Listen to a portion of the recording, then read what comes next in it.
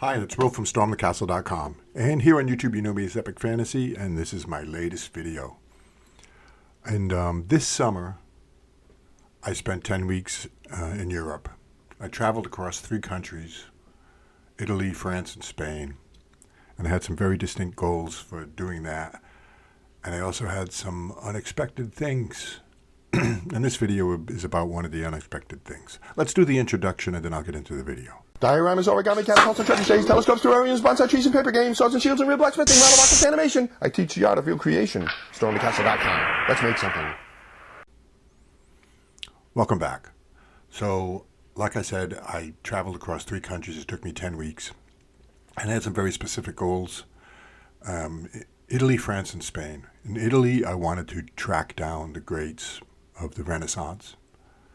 In France, I wanted to track down the history of the Knights Templar.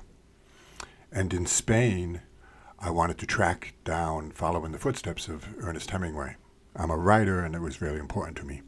And I also, in Spain, wanted to walk a 500-mile pilgrimage right across the whole country, which I did. It took me 6 weeks, 42 days it took me, but I completed that pilgrimage. And in this video, I want to talk about one particular little instance I had in Florence, Italy, the birthplace of the Renaissance. It revolves around this statue of a man called Giovanni delle Bande Nere. And he was a soldier and a mercenary, and this statue is in a courtyard in Florence. And on his sword is an inscription in Italian that translates to, "Don't bear me for no reason. Do not hold me worthless." And I think that really struck me quite strongly, the man, the sculpture, and the inscription on the sword, because it made me think about the Renaissance and the greats of the Renaissance. So when I hit Florence, I was really excited to hit Florence because I was going to be tracking down some of the greats like Michelangelo, Leonardo da Vinci, and Galileo Galilei, which I did. But then I ran across this little statue and it made me think, well, not a little statue, it's a big statue, but it made me think about something else. You see, Florence was a powerhouse and the birthplace of the Renaissance, and there's a lot of reasons for that. The wool industry, the wealth, they created their own gold coin called the florin. And but for something like this to happen, it struck me that in order for men like, Da Vinci and Galileo and Michelangelo to make their contribution to the world, live into their 70s, and make that beautiful contribution they did, and others like them, they needed men like this man, Giovanni, warriors to march off into battle and to die at the tender age of 28. And that really struck me very strongly, because what we have is and this is true of humanity as a whole throughout all of history, is a tapestry of different kinds of people, all contributing in their own way to the whole. So I just wanted to give praise, I guess, to this warrior who died in battle. Well, he died of the consequence of wounds from battle. I wanted to give him some praise, and I don't want something like this to be forgotten. It caught me by surprise because, I was like, oh, Florence and the Renaissance and all the greats and all the great artworks and the sculpture and the advances in science and mathematics, astronomy, the birth of astronomy, the arts and all of that. But it wasn't just those people. It was a whole network of other people behind them and around them, that made this all possible. And that's what Giovanni did, and he sacrificed his life for it. Let me talk a little bit about the inscription on the sword.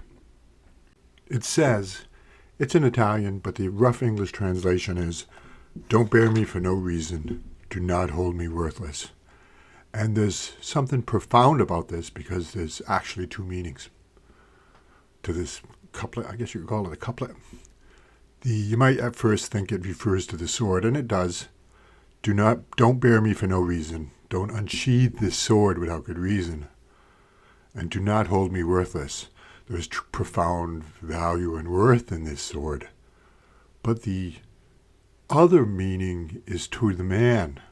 And this is where I really get a little choked up. It's also referring to the warrior, the man. Don't bear him for no reason. Don't send the warrior off to battle without good reason. And do not hold him worthless. His value as a warrior was just, his contribution was even, you could probably say, deeper than Michelangelo, DaVinci, and Galileo's. He sacrificed his life at the tender age of 28. So do not hold him worthless, and do not bear the warrior for no good reason. And there's a lesson in this for us normal people. The fact that the Renaissance produced Michelangelo and Da Vinci and Galileo and all these greats that shaped and changed the world is not solely because of them. It's because of the whole network of people around them and with them, also doing their part to raise all ships, I guess you could say. And that you can take that to heart. Maybe you can't paint the Sistine Chapel or sculpt a David or discover a new science or make profound advances in mathematics. That's okay. You can do your part to contribute and know that it's actually just as important as those. Just like what happened in the Renaissance. Thanks for watching this and listening to this video. If you would like to make your own sword, I have a tutorial. It's quite popular. I show you how to do it from start to finish, and you don't need a whole lot of fancy stuff. Let's say you don't have a forge, I also have tutorials on how to make your own forge easy. A simple one, or a more complicated one. If you would like to follow along in my pilgrimage across Europe, check out my Patreon page. I'll put a link in the description of this video.